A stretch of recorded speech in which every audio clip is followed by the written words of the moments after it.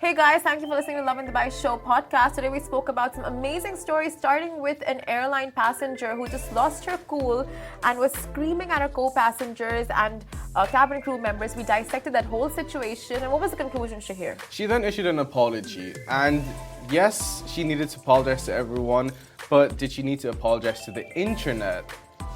There's levels to it. And speaking of levels, we spoke about Saudi Arabia and how they're going to be taking it up another level and bringing to the world a high-rise tower that's going to topple Burj Khalifa. I'm not ready for that day.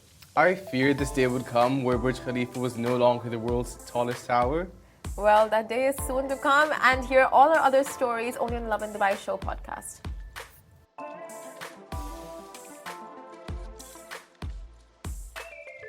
Good morning and welcome back to Lovin Dubai Show, where we take you through the top trending stories of what is happening in and around the city. My name is Simran. And I'm Shahir. Happy Tuesday, everyone. Happy Tuesday, and today's top trending stories are Emirates temporarily halts flights to Japan's Osaka in response to Typhoon Lan. And also Dubai celebrate India's 76th Independence Day. And then we'll be talking about Saudi Arabia is constructing the world's tower that will rival Dubai's Burj Khalifa. And then you can join Maissane Design Exhibition and Awards this September. An exciting one, and after all of today's stories, we'll be going live with the hilarious Yash Bhardwaj, and that is going to be so exciting. The man's hilarious. We've been stalking him on Instagram. Yep. Speaking of social media. Oh, yeah. Good morning, you guys, and what was the tea you gave me this morning? Okay, so everyone must be familiar with the lady who had a freak out on the airplane, right? Yeah.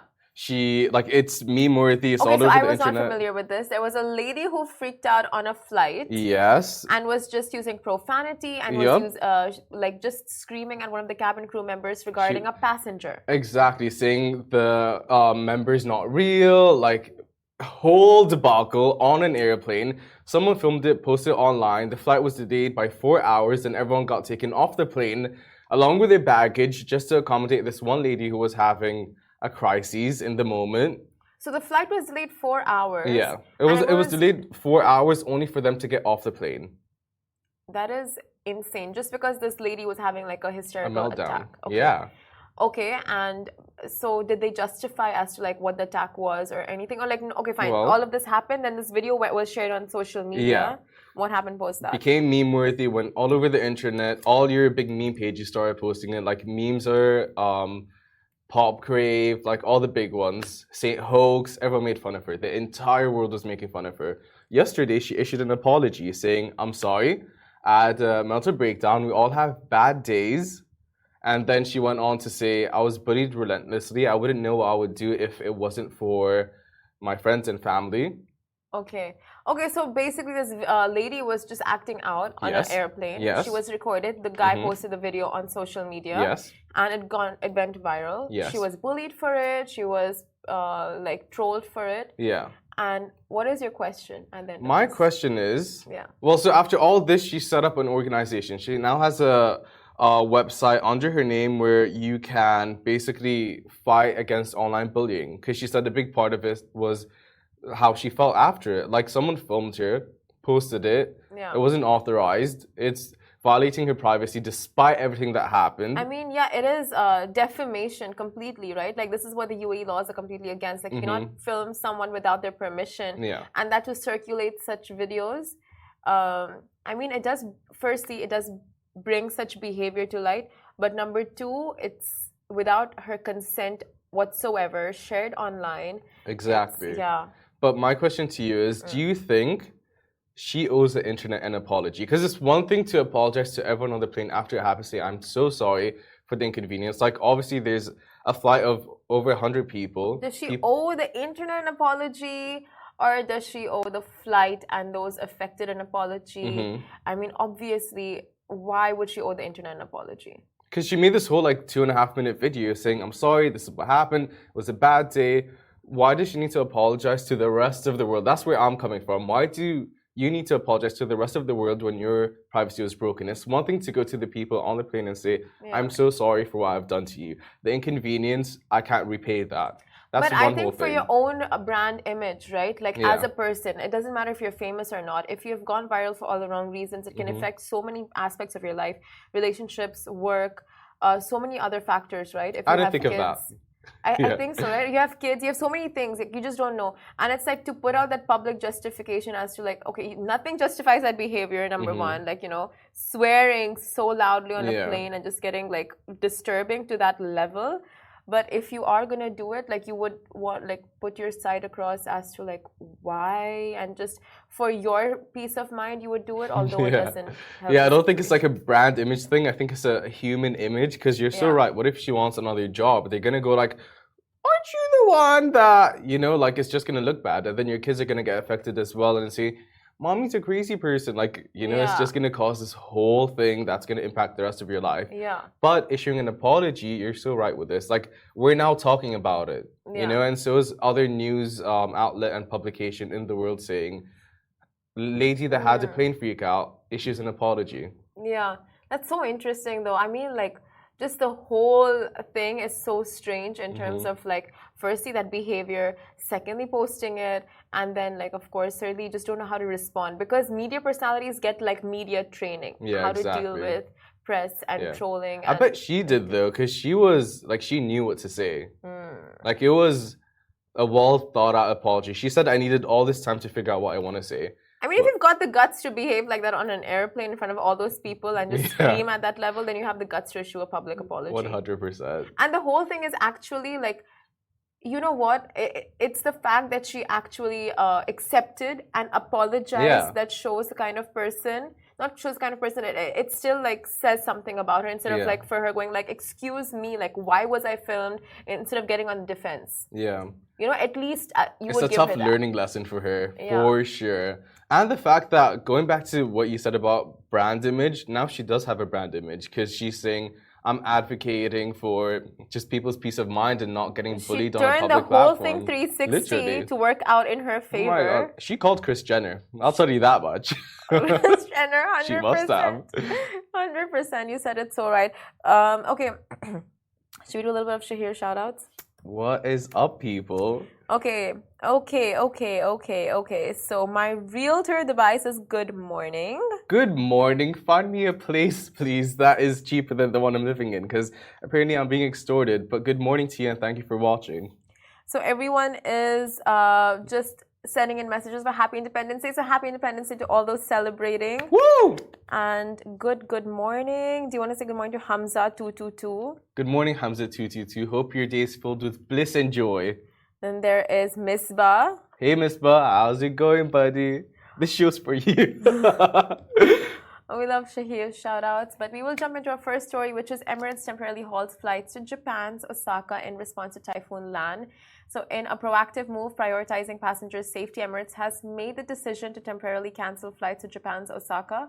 The cause behind this decision is the severe weather conditions brought by Typhoon Lan, which has prompted the airline to adjust its operations accordingly. The announcement posted on Emirates' official website highlights the cancellation of flights EK316 and EK317 to and from Osaka. This adjustment is in effect on August 14th and 15th, so it was yesterday, and it applies today as well, as the airline takes precautions to ensure the well-being of its passengers and crew members. Acknowledging the potential disruption to travel plans, Emirates expresses its regret for any inconvenience experienced by its passengers. The airline is urging affected travelers to explore rebooking options in consultation with their travel agents through Emirates' local office. As a part of their commitment to passenger communication and support, Emirates encourages travelers to keep their contact details updated in their bookings. This will enable them to receive real-time updates regarding their flights and any further developments. Exactly, and the timing of this adjustment aligns with a warning issued by the Japan Meteorological Agency, JMA, and the agency has cautioned about heavy rain, strong winds, and the looming risk of floods and landslides. The convergence of these factors underscores the need for cautious travel decisions, and Emirates remains dedicated to the safety and well-being of its passengers. The airline's swift response to the potential impacts of Typhoon Lan exemplifies its commitment to upholding the highest standards of safety in the face of unpredictable weather events. And our thoughts and prayers are with Japan and Osaka right now, and it's a very tough time. Like right now we are seeing so many natural disasters happening across the world, and that just really puts a spotlight on global warming and how the weather is changing so drastically. Yeah. Because we've seen weather conditions that we haven't in decades. And the iceberg that randomly showed up in, I want to say Canada, or was it Australia, the size of London, a whole iceberg showed up overnight. Like all of these, like, it's so surreal and it's so abnormal, but it's so factual at the same time. Like these things are happening, and there is like you're reaping the rotten fruits of exactly of our past, exactly, and like so true. And now it's like we hear this news, we see the visuals on social media, we sympathize with the people and their pain, but yet we don't do anything to change what little we can, like in terms of global warming. We know it's existent, but what are we doing about it? We still leave the AC on when we leave the house. It's just like the small things. I don't like those are racking up here, but also there are events like COP28 which are there to address these issues and see how to move forward and see what can be done, like especially in places like here, like these small minute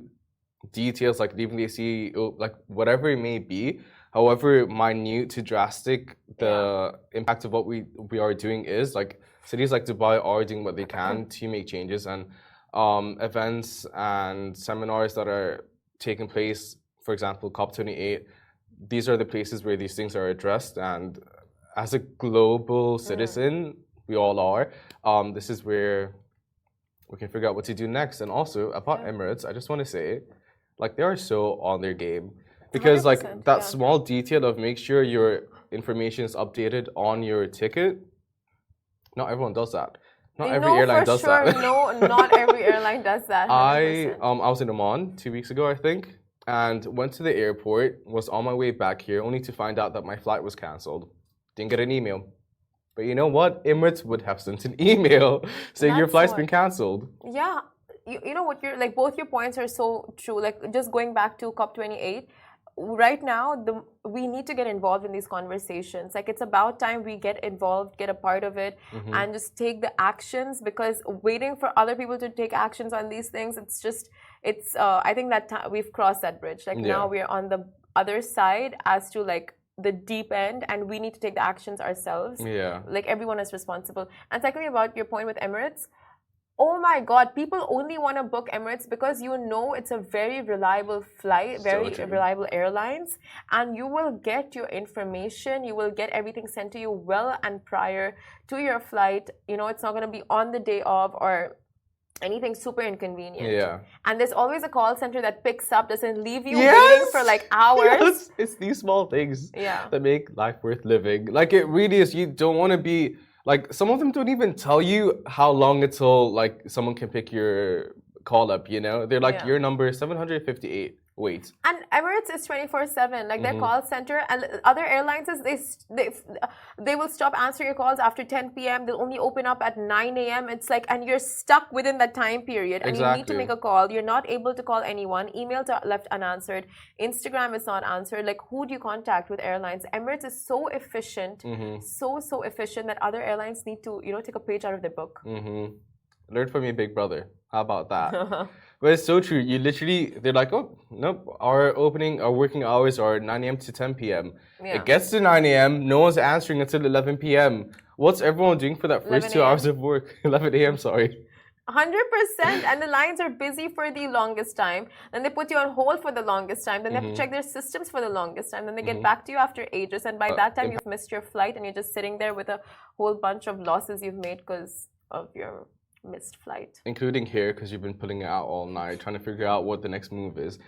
Moving on to our second story. So Dubai celebrates India's 76th Independence Day. Here's what you can expect. Here's what's going on. So the UAE is home to around 3,420,000 Indians, and they make up the largest population in the UAE. And in honor of India's 76th Independence Day, Dubai has gone all out, as it typically does. And here's what you can expect from the day itself. First up, you can expect the Burj Khalifa to light up in the tricolors of the Indian flag, saffron, white and green, at around 8 p.m. So that is the biggest thing to look up to, You can also expect the Indian flag to be raised at the country's embassy in Abu Dhabi and the Consulate General in Dubai to mark the occasion. And restaurants all over the city are also partaking in the celebrations with offers and discounts galore, including Masti, Bombay Bungalow, Pin Cold by Kunal Kapoor, and Dhaba Lane. So you'll have so many of these amazing restaurants and cafes.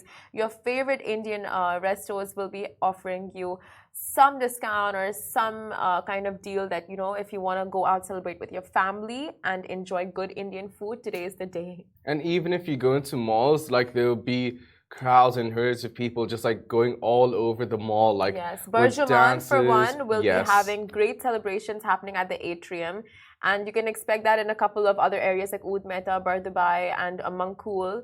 So she said it. Fun times, and it's great. Like this city, it's home, right? For all, like for the South Asian community, it's our second home, and the way it makes you feel, like, you know, so loved and warm and welcomed here with their celebrations and everything that they do, it's incredible. Yeah, that's a big part of it. Like Casey was saying yesterday, you're away from home, and just for a country, entire country, to make you feel like it's a part of your country's celebration, like in a way you feel like you're missing out, but then you're not at the same time, because Burj Khalifa appreciates you. The malls have people all over, like just doing stuff, dances, colors, everything. You go to restaurants, discounts, like, and you learn so much about like each other's cultures living in Dubai. Like if you like Indian food, you for a fact will wait for Independence Day just for the amazing discounts and like for sure the free dessert, you know. When you were in school, did you guys have like anything in particular you would do for Independence Day? I was in an international school, so not really. It wasn't specifically we did anything for any international day except for like maybe National Day itself. National Day, yeah. But no, not really. It would just be like family celebrations, like family and friends would come over, just like those small gatherings. And like you go out with your family for dinner, or you go out for like, you know, a nice lunch, depending on if it's a weekend or not. But yeah, those just very intimate, cute stuff. I feel like, are these the dinners where you can go order whatever you want as much as you want and just expect your dad to be okay with it? Is it one of those? Like, isn't that always one of those when you got with your parents? Not really. No? No. But my dad refuses to go out with me to restaurants. Why? Because I'm such a messy eater. And I don't think so. A fork will drop, something will drop, or whatever. You know, I'm very clumsy. You're a tornado. And he will just be like, yeah. Here's my car, you go eat there. Do whatever you want. Go wherever you want. Don't message me. Family's eating here. We don't want to know where you are. You finish eating, you meet us at this point, and we'll just go back. They put you like a baby seat, and they expect you to just deal with it like, Simran. Okay. Anyway. Yep. So how would you celebrate your National Day celebration?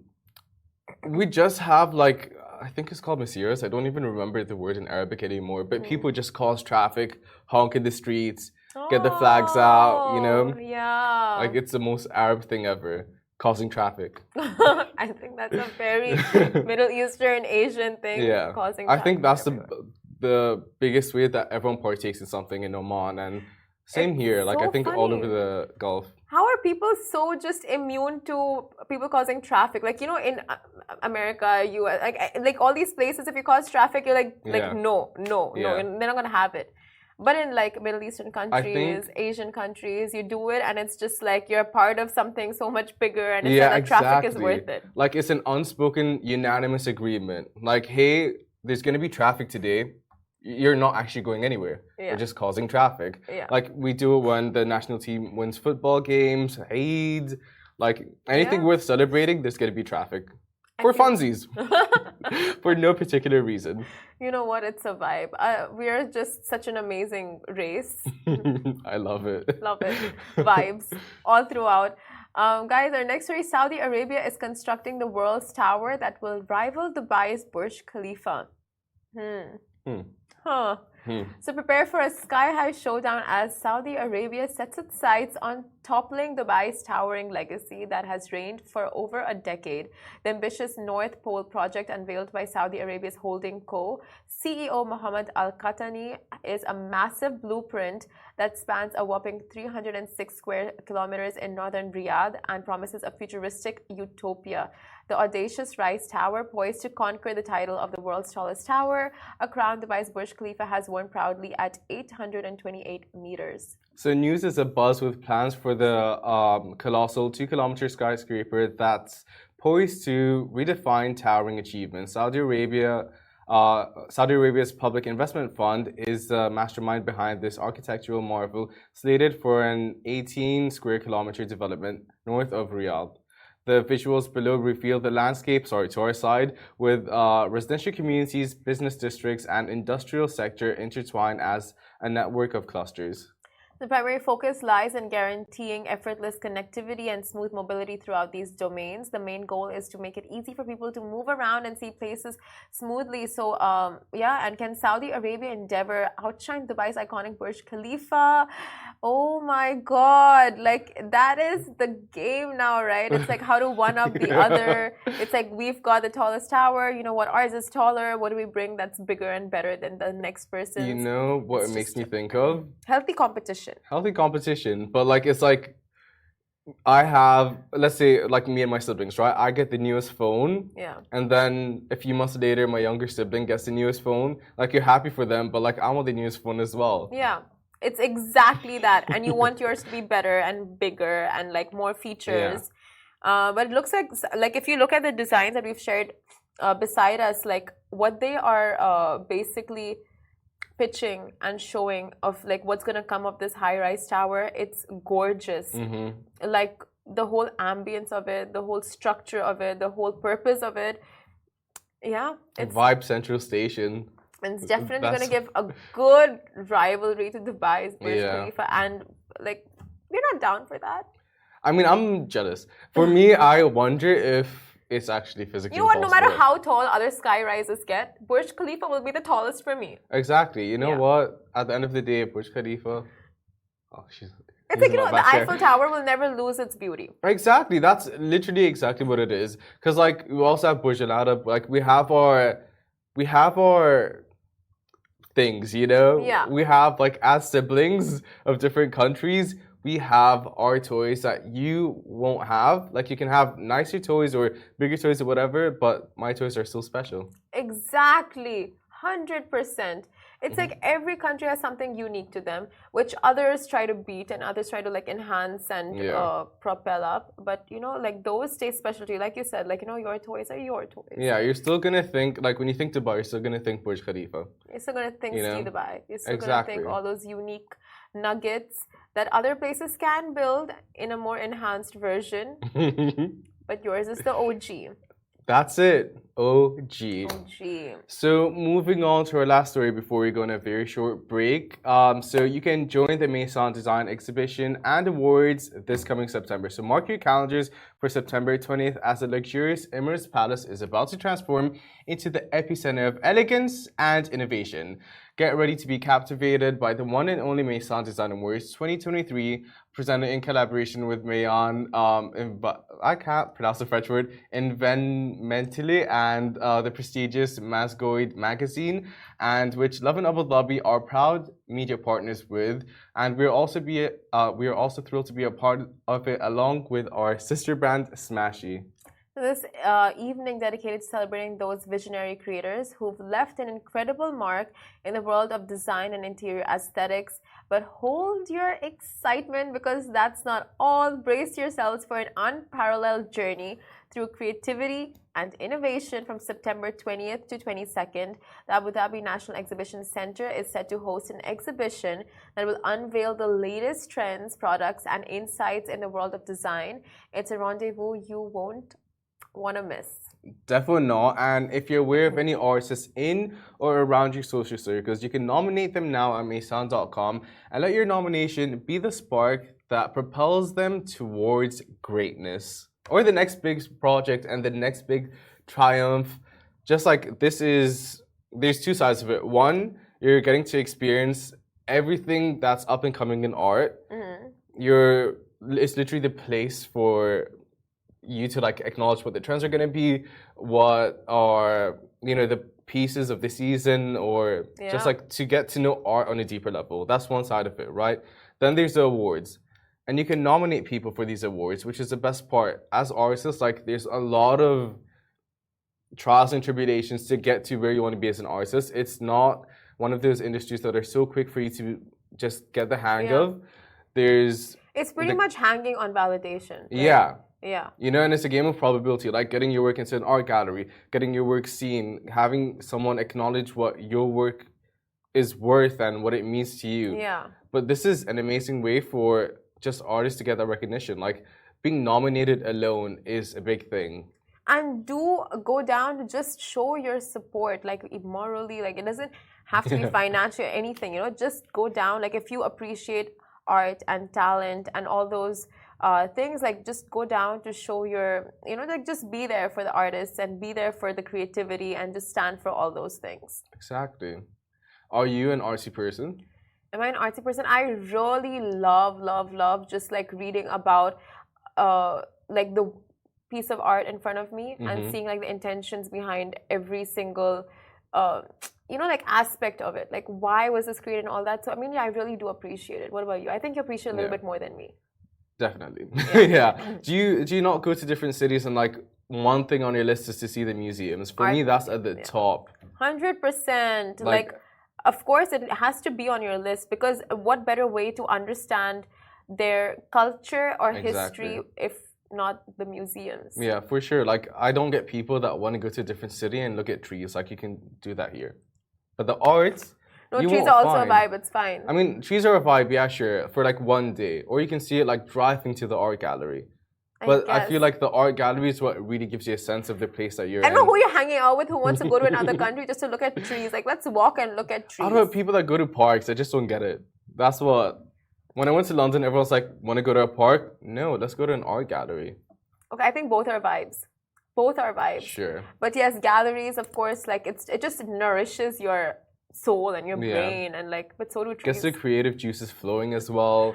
You know, I always go to an art gallery, and after that, I was like, I need to get back into painting, which I haven't since GCSE. Thank God for all of Dubai, all of Lovin, for your family, for your friends that you've not gone back into art. They would have been grateful. No, I'm sure. I'm just kidding. You're so talented. Thanks, Sin. So we're gonna go on a short break, and then after that, we are joined by the hilarious Yash Bhardwaj. He is a comic that's unmatched, unparalleled, and is plain hilarious. So stay tuned.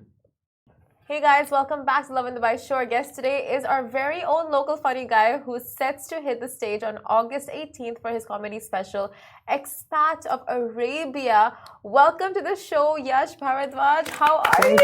Thank you so much for having me. Yeah, and that too on the Independence Day. Right? What a perfect occasion. What a perfect occasion. So how long have you been in Dubai, and tell us? I moved here 2015, so it's been almost 8 years now. Yeah, it feels nice. I mean, I feel. Is this your home away from home? Will you be pretty much. You know, I feel very free here. You know, when it's the Independence Day. I think for Indians, as soon as they start living away from their family, that's Independence Day. So yeah, it's been the theme since I moved out of India. So or your like plans to commemorate today specifically, like. We know the gist of like leaving home. It does feel like independence, but anything special? Honestly, no plans. I was just hearing you guys live outside and realized, oh yeah, it's Independence Day. So because we've been celebrating Independence Day for so many years, like sometimes it's just like, you know, you tend to forget. But like I just remembered this morning that it's our Independence Day, so now I have to act all patriotic all day now. Not to act, but anyway, tell us about how you got started into comedy, and tell us a little bit about yourself and our audience. Yeah, so I actually started doing comedy in Abu Dhabi. I started in 2017. I took up a writing comedy workshop with this brand called Yalla Laugh back in Abu Dhabi, and I actually started doing comedy in Abu Dhabi in 2017. And you know, back in the days, like it was tough. You know, it's because comedy was like super new. So, you know, you would just like be performing in front of people who would sit with a straight face, and then they come and tell you that was a great seminar, and then and then you just that would scar you for life. So but then eventually it just picked up, and then I moved to Dubai here in 2020. I remember back in the days Desi comedy used to be like quite a thing. Everyone used to be doing like Desi comedy, so that was pretty big. So I used to love doing Desi comedy, but then like eventually when I moved to Dubai, I started doing a lot of English comedy. And then I started my own comedy production called Flamingo Live. So we produce a lot of local line-up shows as well. So obviously my stage time personally increased by leaps and bounds. And then I became a better comedian. I started doing shows outside of Dubai and everything. And then I just thought like, I think it's about time, because next year again I'll start touring. So I think it's about time I need to pay a tribute to whatever I've learned in Dubai as a comedian. So hence why the show is called Expat of Arabia, because this is who I am. We'll get into your upcoming show and everything in a bit, but can you tell us more about what you were doing prior? Yeah. Because obviously you got to a point where you're like, oh my God, this is what I want to do full time, right? Yeah. Was it scary for you transitioning into what you want to do now? No, so I don't do this full time. Okay. So I mean, this is one advice that every comedian will give to anyone who's starting out doing comedy: do not quit your day job, because you don't know what's going to happen. So yeah, I mean, I still have a day job, by the way. Okay. So I used to work with Zomato for 7-8 years actually. So I was part of their advertisement sales team, and then Zomato being a very supportive environment, I always got that support from them to do comedy after my work. So I think it's not easy to become a full-time comedian unless you're in a very developed comedy market, where there are networks to cover you as a comedian. There are platforms that would put your comedy on a streaming platform, etc. So Dubai is not there yet as far as comedy is concerned. Like, comedy is not a mainstream art form as of now. Yeah. But sooner or later, let's hope, hoping for the best. So I know comedians just don't like it when they're like, put on the spot and like, tell us a few jokes. Are you one of them?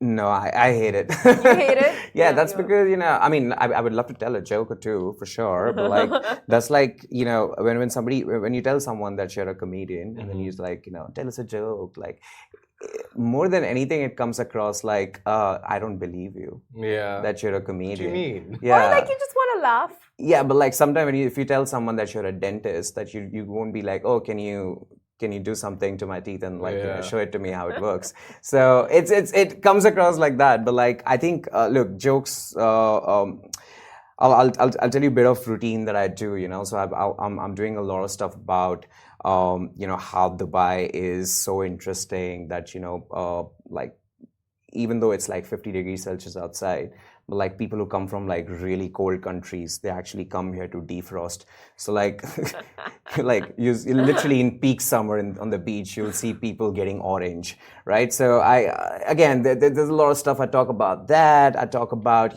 how, doing comedy in a market like UAE, where, in Middle East in general, where comedy wasn't a thing. So again, things like that, where people come up to you and they give you feedback every now and then, and they tell you stuff like, hey man, nice seminar, don't do it again, Get out. Stuff like that. And then, when you live in Dubai, you start going out, you obviously, you try dating. We've all been there, so obviously a lot of funny stuff come out of that. A lot of the stuff that I talk about is actually 21 plus, not appropriate for all the audience type. Hence the tickets. Yeah, exactly. So hence the tickets, and whatever shows we do are all 21 plus, because it's not appropriate for all age groups. Yeah. Inappropriate jokes. Inappropriate jokes. Our favorite. Our favorite. I know. My family wouldn't be proud, but it is. Do they watch? Have they seen anything? No, I tell them that I talk about good things. Yeah. Like watering plants. like India is best. Our Prime Minister is the greatest. Global we warming. Talk about global warming, climate change. Tech. Oh, look, it rained. So things about that.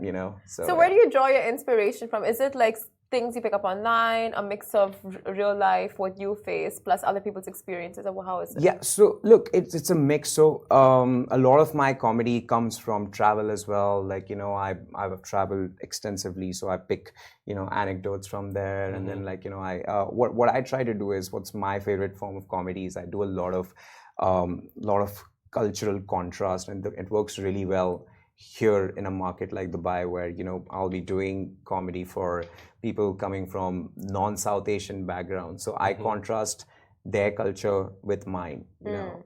So things like that, basically. Like, for example, like intermittent fasting. People from the West, they're doing intermittent fasting, saying, oh, it's the best way to lose weight, etc. Like, for us, if you tell in India, like, you're doing intermittent fasting, they'll be like, beta, are you poor? Like, you are not able to afford three meals a day. So like, it's stuff like that. It's like a lot of contrasting that I do. A lot of my stuff, pretty much everything that I say or joke about is very personal. It's very self-deprecating, because I don't want to make jokes on someone else's expense when my life itself is so funny.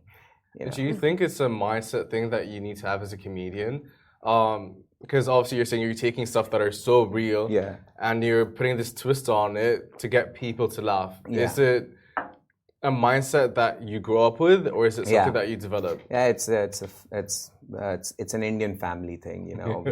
We pull each other down, like, especially the cousins. Like, we're not happy with anyone's success. We're like, he made it because, So it's just that thing. Like, it's just an ongoing banter. Like, we're not with this, because Indian families, there's almost there's always so much about, you're not doing this, you're not doing that, and like, it's at that point, like at some point you feel that, oh, that's stressful, but at the same time you're like, oh, that was also funny.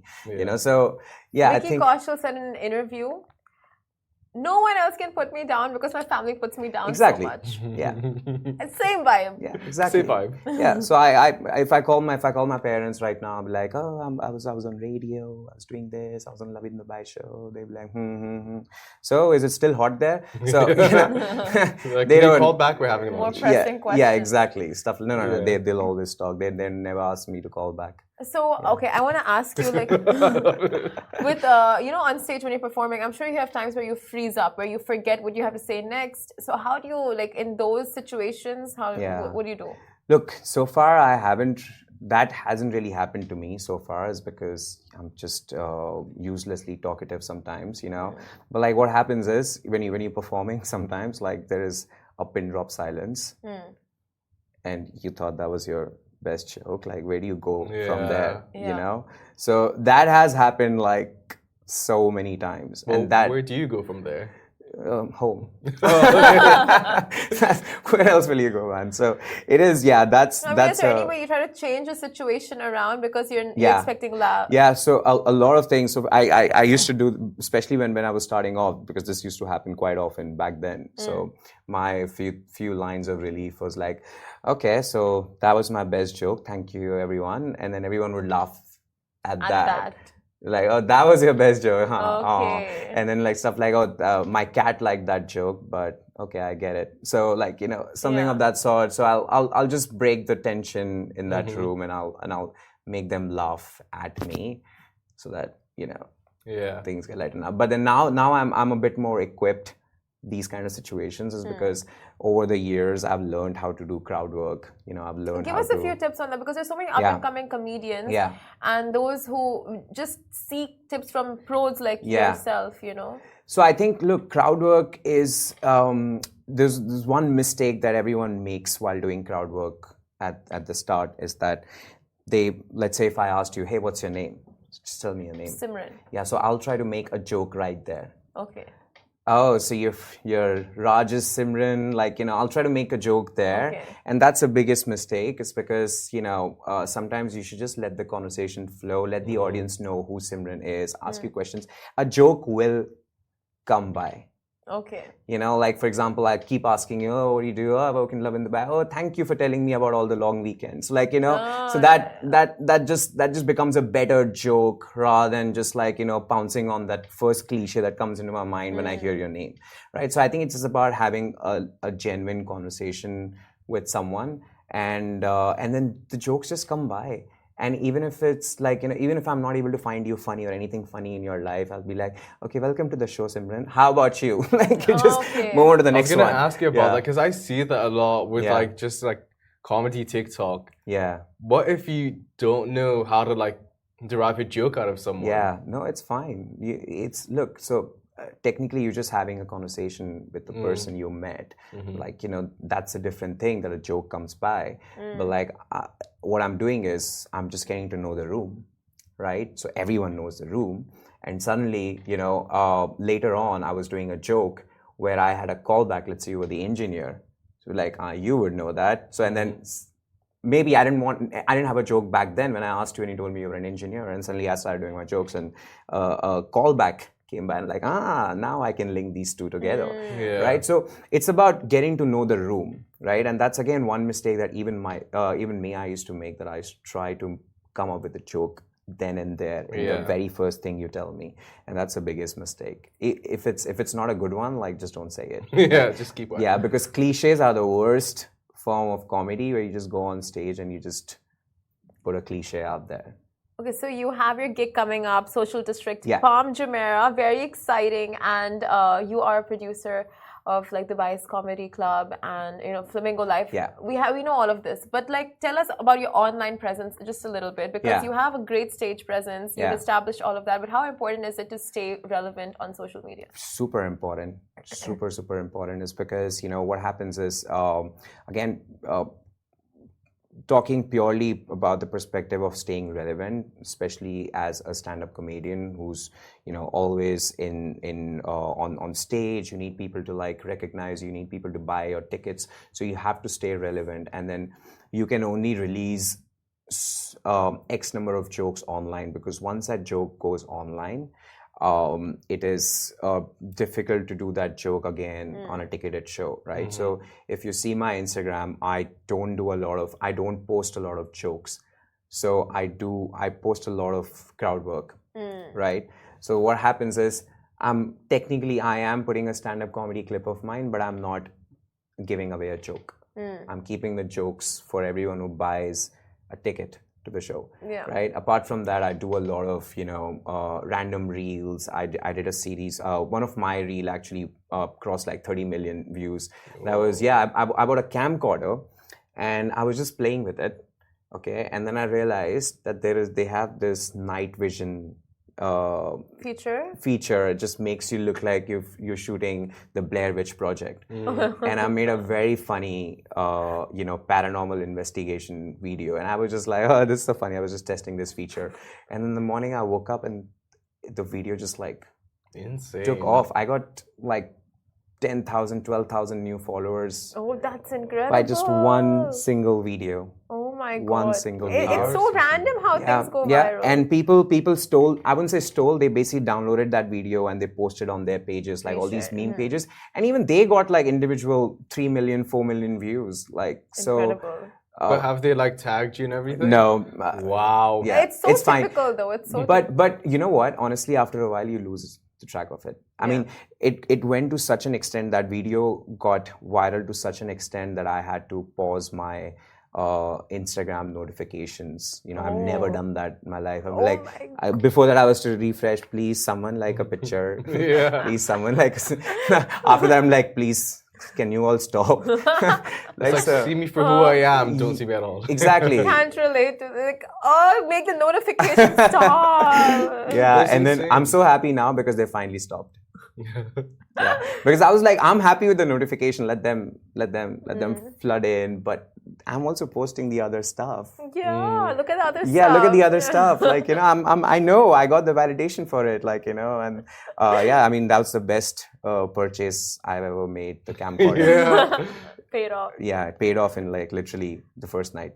Wow. That's it. But congrats on all of that. And do tell our followers where they can follow you and about your show that's coming up. Okay, so you guys can follow me on Instagram and TikTok. It's very simple. It's Yash, YASH _ HOUR. It's Yash Hour, rhymes with rush hour. I've kept it plain and simple. Yes. See what you did there. Good one. Yeah, I basically came up with it in the Sharjah traffic. Rush Hour. Yes, I was like, Yash Hour. correct. The movie Rush Hour. Everything Right. ties in. Everything makes sense. Everything just fits well. I actually changed it for a bit to Yash makes jokes. And then people messaged me and they bullied me back into Yash Hour. Anyway, so my show Expat of Arabia is actually on Friday. So if you have no Friday plans, to buy your tickets, super limited tickets left. You can buy the tickets on Virgin Megastore tickets, 800 tickets. The tickets are priced at 100 dirham. That's as much as a parking fine. A parking fine makes you cry, will make you laugh at the same cost. So that's amazing. And we have, also apart from me, we got 3 amazing opening acts. The show is hosted by Adi Thomas, who's an Abu Dhabi kid. He's brilliant at improv. He's brilliant at crowd work. So he'll be hosting the show. There's Noha Bashir, who is Egyptian, and she's lived in America and Canada, and then she brings all those stories on stage. There is Abdullah Hassan, who's actually Somali by heritage, but then he's also he's Canadian by nationality. So he again brings all those Somali stories, Canadian stories, living in Dubai, etc. So it's a phenomenal lineup, and we basically. We almost have a packed show already. Social District Palm Jumeirah this Friday. Fun. And do you want to sign off with any of your iconic jokes? He said he hates that. Let me just filter them out for PG-13. So I think that'll take a while. No. So I actually came up with this. Not came up with it. I remembered this last week. So when I was growing up, my dad was the only one in our entire extended family to get a passport. And then, he went to London by himself. Didn't take us long. And we knew he was coming back because he called us and he told us, do you know how much a roti is here? So we knew he was coming back. And then he told me that I'm getting you headphones. And I asked him, what headphones are these? And then he said, it's a surprise. It starts with B. So I was super happy. I thought it's Bose or it's Beats. Yeah, so he came back and he gave me these headphones that were by this company called British Airways. So So what follows after that is not PG-13. So we'll keep it for the stage. Just stingy, desi father things. I think Arab fathers same with are pretty much the same. You can relate on the level that you don't understand. Well, thank you so much. Thank you so much, guys. Thanks for having me. It's been such a pleasure. Same here. Friday. Social District. Timing? 8 p.m.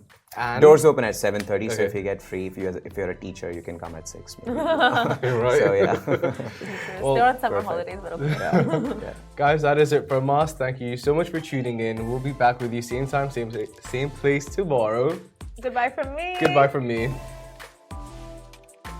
Thanks for listening, guys. That was the Lovin Dubai Show podcast, which is a Lovin Media production and Augustus Media Podcast Network. A big thanks to all our producers, Shahir, Ali Khalil, Richie, Chaitanya, Ali Baba, and all our story contributors.